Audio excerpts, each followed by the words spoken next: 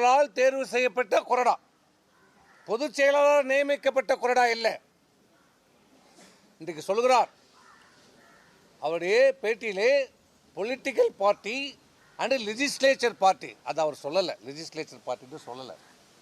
இருக்கிறது political party வேற, legislature party வேற.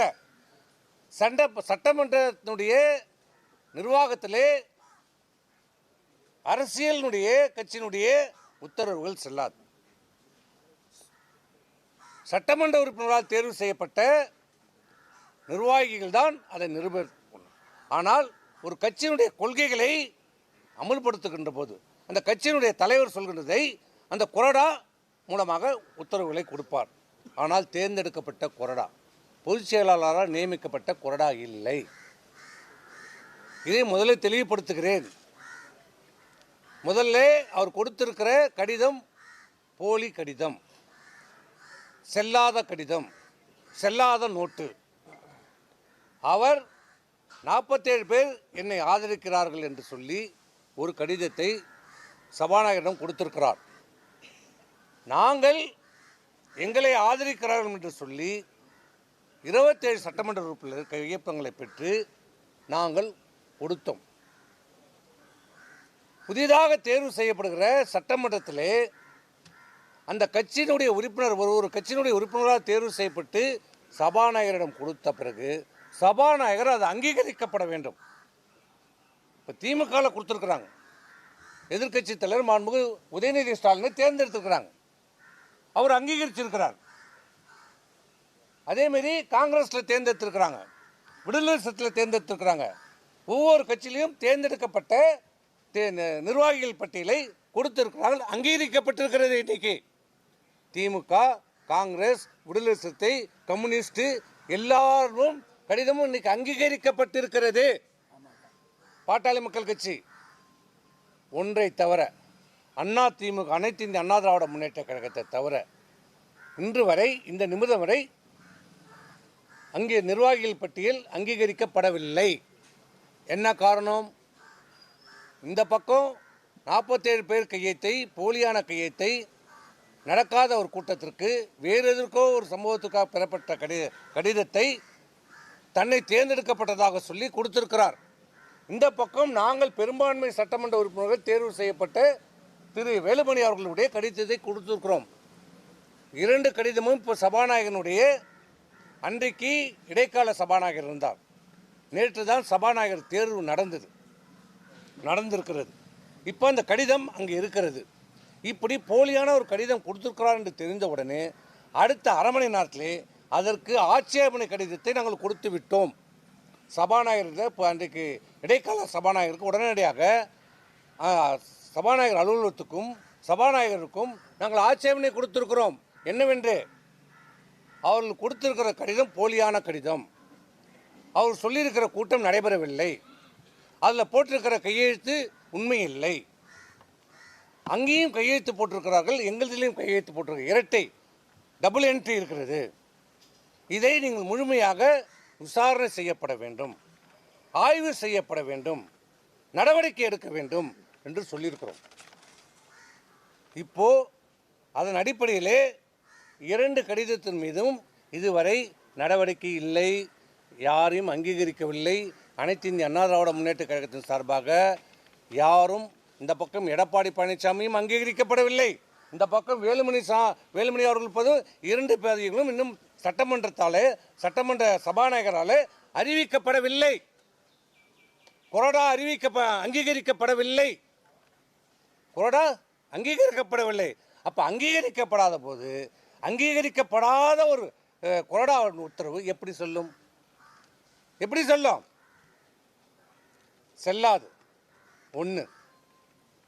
இப்போ சபாநாயகர் அவர்கள் தான் இதை விசாரணை செய்து எது உண்மை எது பொய் என்பதை ஆராய்ந்து எங்களுக்கு 2 தரப்புக்கும் வாய்ப்பை கொடுத்து 2 தரப்பில் இருக்கிற சட்டமன்ற உறுப்பினரையும் கூட்டு ஆராய்ந்து விசாரணை செய்து இறுதி முடிவெடுத்து யாருக்கு பெரும்பான்மை சட்டமன்ற உறுப்பினராக இருக்கும் என்பதை முடிவு செய்ய வேண்டிய அதிகாரம் இன்றைக்கு சபாநாயகரிடத்தில் இருக்கிறது. இப்போ அவர் இடத்துல தான் இருக்குது. இப்போ முடிவு அவர் தான் சொல்லணும். யாருக்கு பெரும்பான்மை சட்டமன்ற உறுப்பினர் இருக்கிறார்களோ அவர் தான் அங்கீகரிக்கப்படுவார்.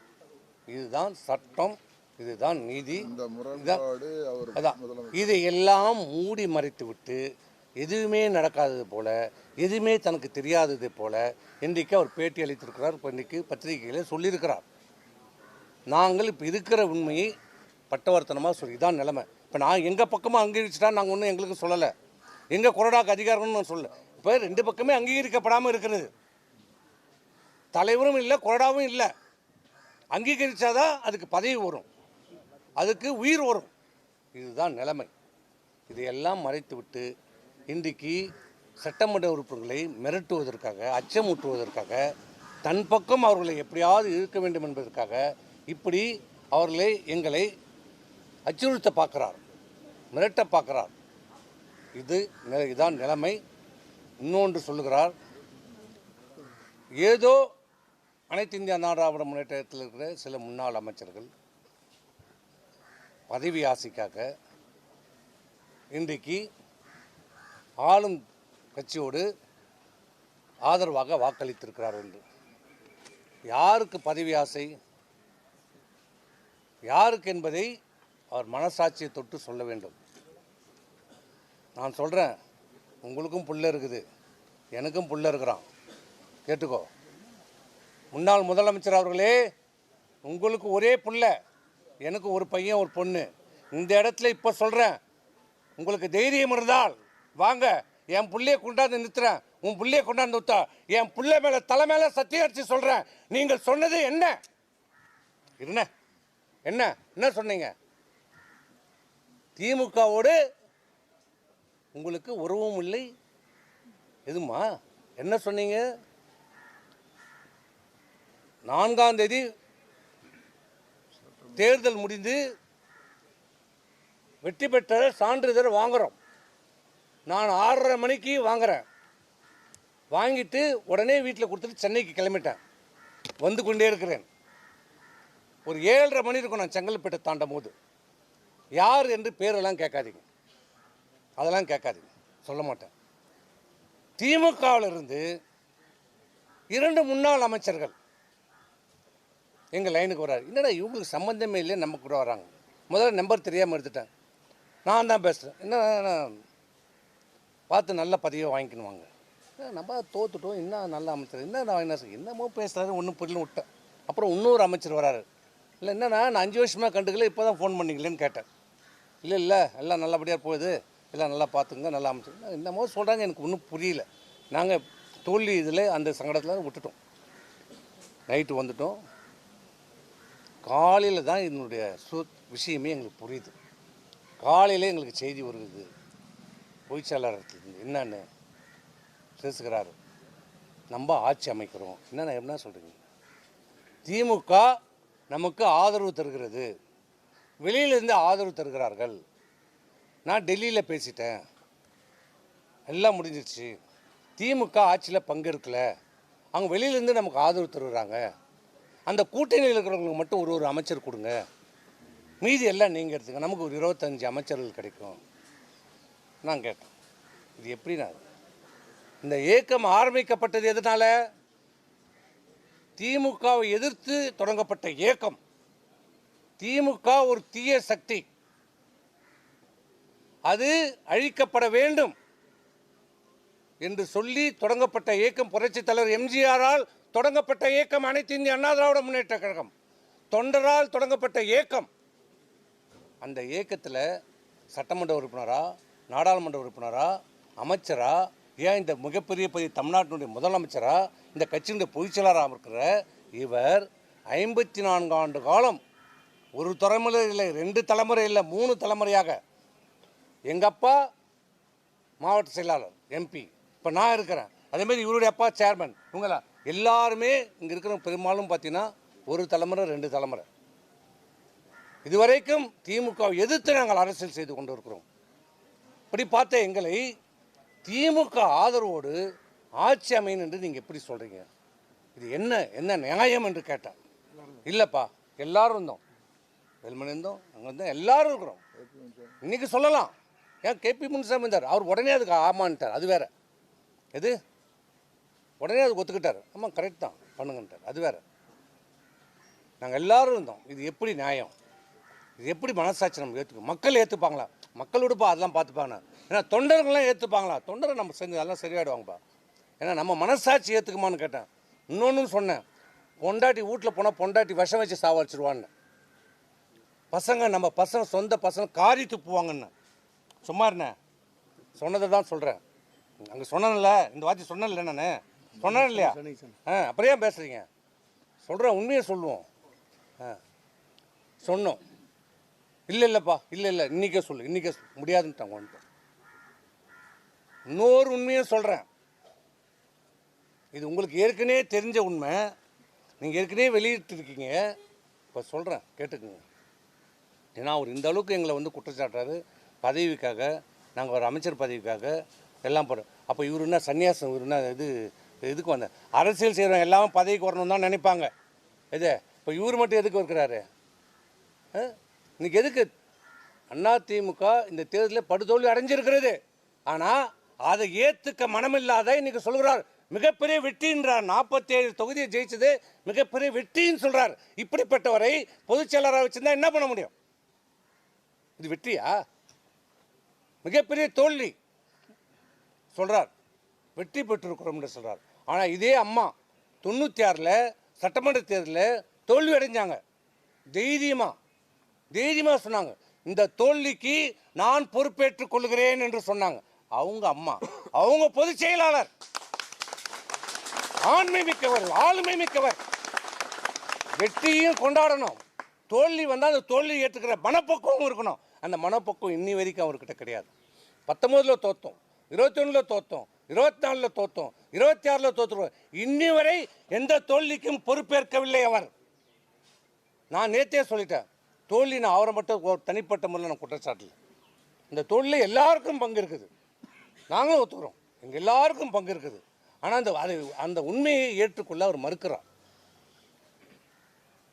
கட்சியை சீர்திருத்தத்துக்கு அவர் ஒத்துழைப்பு இல்லை. நான் இன்னொரு அதான் சொல்ல வந்தேன், தமிழ்நாட்டுக்கு ஒரு மிகப்பெரிய ஒரு அரிய வாய்ப்பு கிடைச்சிது. என்ன வாய்ப்பு? மிகப்பெரிய, நடக்க முடியாத, நினைச்சு பார்க்க முடியாத, சிந்திக்க முடியாத ஒரு வாய்ப்பு. சமுதாயத்திலேயே மிகவும் மிக மிக பின்தங்கி இருக்கிற தாழ்த்தப்பட்ட சமுதாயத்தை சேர்ந்த ஒருவருக்கு முதலமைச்சர் பதவி வாய்ப்பு வந்தது. திமுகவோட ஆதரவோடு ஆட்சி அமைக்கின்ற போது கம்யூனிஸ்டுகள் நேரடியாக டக்குன்னு என்று அவருக்கு ஆதரவு கொடுத்த உடனே திரு திருமாவளவன் அவர்களை முதலமைச்சராக ஆக்குகிறோம் என்று திமுகவால் முன்மொழியப்பட்டது. அவர் மட்டும் முதலமைச்சர், மீதி அனைத்து அமைச்சர் பதவியிலும் அண்ணா திமுக எடுத்துக்கொள்ள வேண்டும். 33 அமைச்சர்கள் நீங்கள் எடுத்துக்கணும், திருமாவளவன் மட்டும் முதலமைச்சர் என்ற ஒரு வாய்ப்பு வந்தது. அது எங்களிடம், அதுதான் கடைசியாக அந்த கூட்டம் நான் ஃபோட்டோ காட்டினாரு, அதுதான் நாங்கள் போனது. அப்போ சொன்னோம், சரி திமுகவோட நம்மளால் முடியாது, அவர் திருமாவளவன் ஒரு வாய்ப்பு வந்திருக்கிறது, சரி பண்ணிக்கலாமா சொல்லுங்கள், அது என்னான்னு சொல்லுங்கள். முடியாது, ஏற்றுக்கொள்ள முடியாது. அது எப்படி விடுதலை சிறுத்தைகள் கட்சின்னு ஆட்சின்னு தான் வரும்? முடியாது. நான் இருந்தால் நான் முதலமைச்சர், இல்லை என்றால் நம்ம எதிர்கட்சியாக செயல்படுவோம். இந்த சேம் வேர்டு யூஸ்ட். நான் இருந்தால் முதலமைச்சர் நான், இல்லை என்றால் எதிர்கட்சியாக செயல்படுவோம் என்று சொன்னார். அப்போ சரி இதுவும் வேண்டாமா கேட்டேன். அண்ணா திமுக தொடங்கப்பட்டதனுடைய நோக்கம் என்ன? திமுக ஒழிக்கப்பட வேண்டும், தீய சக்தி. அதனால் இந்த டிவிகே தமிழக வெற்றி கழகத்தினுடைய நோக்கம் என்ன? திமுக ஒரு தீய சக்தி. நம்ம 2 பேருடைய நோக்கமும், அண்ணா திமுகவும் தமிழக வெற்றி கழகம் நோக்கமும் திமுக அழிக்கப்பட வேண்டும். நீங்கள் திமுகவோட போகிற மனநிலையில் வந்துட்டீங்க. அதை நீங்கள் பரிசீலனை செய்யும் போது ஏன் நம்ம அனைத்து இந்திய அண்ணா திராவிட முன்னேற்ற கழகம் மாண்புமிகு முதலமைச்சர் திரு விஜய் தலைமையிலான அந்த ஆட்சிக்கு ஆதரவு கொடுக்கக்கூடாது என்று கேட்டோம். இதில் தான் எங்களுக்கும் அவருக்கும் கருத்து வேறுபாடு வந்தது. அவர் எந்த எதுக்கும் ஒத்துக்கொள்ளவில்லை என்றதால் தான் நாங்கள் வந்துவிட்டோம். இதுதான் நடந்த உண்மை. இதில் எந்த விதமான ஒளிவு மறைவே கிடையாது. எங்கள் மனசகத்தை உண்மையை இன்றைக்கி எல்லாத்தையும் சொல்லிட்டோம். எந்த காலத்துலேயும் இன்றைக்கி சொல்கிறார், நான் கையெழுத்து போட்டு தானே இவர்கள் எம்எல்ஏ ஆனார்கள். ஏப்பம் உண்மைதான், பொதுச் செயலாளர் கையெழுத்து போட்டு தான் ஆகணும். அந்த பொதுச் செயலாளர் உருவாக்குறது யார்? இந்த தொண்டர்கள். இவரா சுயமா வந்துட்டாரா பொதுச் செயலாளரா? யார் உருவாக்குறது? இந்த உலகத்துக்கே தெரியும், இந்த ஊருக்கே தெரியும், இந்த தமிழ்நாட்டில் இருக்கிற அனைத்து தொண்டர்களுக்கும் தெரியும், மக்களுக்கு தெரியும் யார் உருவாக்குனது. அவ்வளோதான். இதுக்கு மேலே நாங்கள் எதுவும் சொல்ல விரும்பலை. இப்போ சொல்வது அனைத்து இந்திய அண்ணா திராவிட முன்னேற்ற கழகம்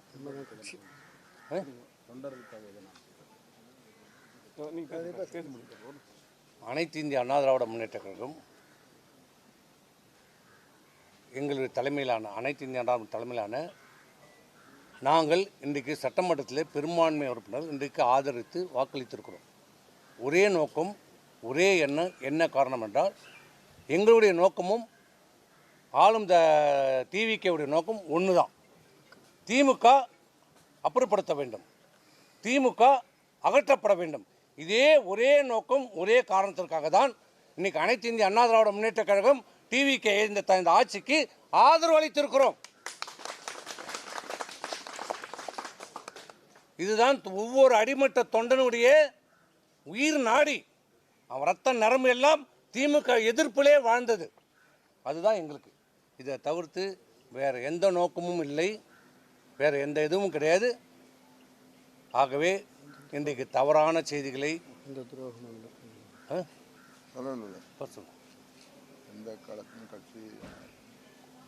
இப்பயும் சொல்கிறோம், எந்த நிலையிலும் எந்த சூழ்நிலையும் எங்கள் உயிர் மூச்சு இருக்கிற வரை அனைத்து இந்திய அண்ணா திராவிட முன்னேற்ற கழகம்தான் எங்களுடைய. இதில் எந்த விதமான காம்ப்ரமைஸ்க்கு எங்களுக்கு இடம் கிடையாது. இதுதான். அதிமுக யார் வசம் இருக்கிறது சார்? நீங்க அனைத்து இந்திய அண்ணா திராவிடம் இன்னைக்கு அவரும் சொல்லிட்டார், நாங்களும் சொல்லிட்டோம். அவர் பொதுச் செயலாளராக இருக்கிறார். இன்று வரைக்கும் அவர் தான் எங்களுக்கு பொதுச் செயலாளர். அதில் எந்த மாற்று கருத்தும் இல்லை. பொதுச் செயலாளர் இன்றைக்கி சட்டமன்றத்திலே சொல்லியிருக்கிறார், அனைத்து இந்தியாவில் எந்த பிளவும் இல்லை என்று சொல்லியிருக்கிறார். நாங்களும் சொல்கிறோம், நாங்களும் அதிமுக திராவிடத்தில் பெரும்பான்மை சட்டமன்ற உறுப்பினர்கள் தான் வாக்களிச்சிருக்கிறோம். துரோகிகள் அப்படின்னு எடப்பாடி பழனிசாமி உங்களை குறிப்பிடுறதை எப்படி பாக்குறீங்க? யார் என்னையா? இன்னைக்கு பேசும்போது என்ன சொன்னாருன்னா, புரட்சி தலைவர்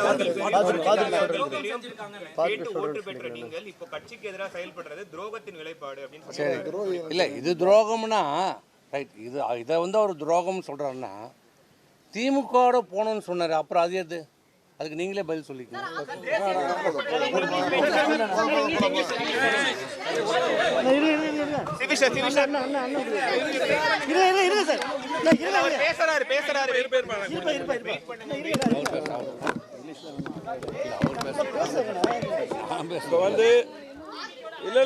இருங்க, எல்லா கேள்விக்கும் நமது மாண்பு முன்னாள் அமைச்சர் சி.வி. சண்முகம் பதில் சொன்னார். அதாவது சட்டமன்றத்தை பொறுத்தளவுக்கு இல்லை, சட்டமன்றத்தில் பெரும்பான்மை சட்டமன்றம் நம்ம இருந்தோம். அதே போல் எங்கள் தலைமையில் இருந்தது. அதுதான் அண்ணன் சொன்னாங்க. அது மட்டும் இல்லை, இன்றைக்கி எல்லா பக்கம் ஊடகங்கள் எல்லாமே என்ன அதிமுக உடைக்கிறனாங்க அப்படிங்கிற மாதிரி அவங்க ஒரு ஒரு ஒரு டீம் வச்சு எலெக்ஷனுக்கு முன்னாடி ஒரு இந்த மாதிரி செயல்பட்டால் பரவாயில்ல, ஒரு ஐடிவி இங்கே வச்சு இப்படி பண்ணிகிட்ருக்காங்க. ஆனால் அது மட்டும் இல்லை, நாங்கள் ஒரே ஒரு கேள்வி தான் கேட்குறோம். இன்றைக்கி 19 தேர்தல், 21 தேர்தல், 26 தேர்தல், இந்த மாதிரி நம்ம தோல்வி அடைஞ்சிருக்கிறோம். இதை ஆய்வு செய்கிறதுக்கு மட்டும்தான் நாங்கள் பார்த்திங்கன்னா பொதுச்செயலாளர்கிட்ட சொல்லி ஆய்வு செய்யணும், தோல்வி ஆய்வு செய்யணும். அது மட்டும் இல்லை, கட்சி உடைக்கக்கூடிய எண்ணம் எங்களுக்கு இது உயிர் மூச்சு இல்லை. அதே போல் இங்கே பார்த்திங்கன்னா முன்னாள் அமைச்சர் செங்கோட்டையன், அதே போல் இவரை முதலமைச்சராக உருவாக்குனது அவங்க சின்னமாக அவங்க தான். அந்த நேரத்தில் பார்த்து நான் தான் கூட இருந்தேன், எல்லாம் பண்ண நாங்கள் எல்லாம் இருந்தோம். அந்த நேரத்தில் அவங்க பண்ணாங்க. அவங்கள அதே போல் இப்போ ஓ பன்னீர்செல்வம் சரி, வைத்திலிங்கம் சரி, ஜேசிடி பிரபாகர் சரி, இவங்க எல்லாத்தையும் சேர்த்து பண்ண சொல்லி தான் நாங்கள் இதுக்கு முன்னாடி பேசினோம். இன்றைக்கி பார்த்திங்கன்னா எல்லாத்தையும் வெளியே அனுப்பிகிட்டே இருந்தால் எப்படி சரியாக இருக்கும்? இப்போவும் நாங்கள் தெளிவாக இருக்கிறோம், கட்சி நல்லா இருக்கணும். இப்போ அவர் சொல்லிட்டார், பேசும்போது அவரும் சொன்னார், நாங்களும் சொல்கிறோம், பொதுச் செயலாளர் அவர் தான் மாற்றுக்கருத்தில். இப்போவாது வந்து பார்த்தீங்கன்னா இப்போது நம்முடைய சின்னம்மா அவர்களையும் அண்ணன் டிடிவி தினகரன் அவர்களும் வெளியே போனவங்க எல்லாத்தையுமே ஒன்று சேர்த்து ஃபஸ்ட்டு கட்சி இணையுங்க. இப்போ இருக்கிறவங்கள பூரா குறை சொல்லி யாரையும் வெளியே அனுப்பாதீங்க. அதாவது ஒரு அம்மா இடத்துல தலைவர் இடத்துல நீங்கள் இருக்கீங்க. இப்போ வந்து நீங்கள் சொன்னது என்ன பண்ணது, திமுக எதிர்த்து தான் நம்ம கட்சி. ஆமாம், அதாவது திமுகவை எதிர்த்து தான் இந்த கட்சி புரட்சித்தலைவர் எம்ஜிஆர் ஆரம்பித்தார். அம்மா அப்படி தான் நடந்தாங்க. அதே பாணி தான் அன்னைக்கு நாங்கள் இருக்கிறோம்.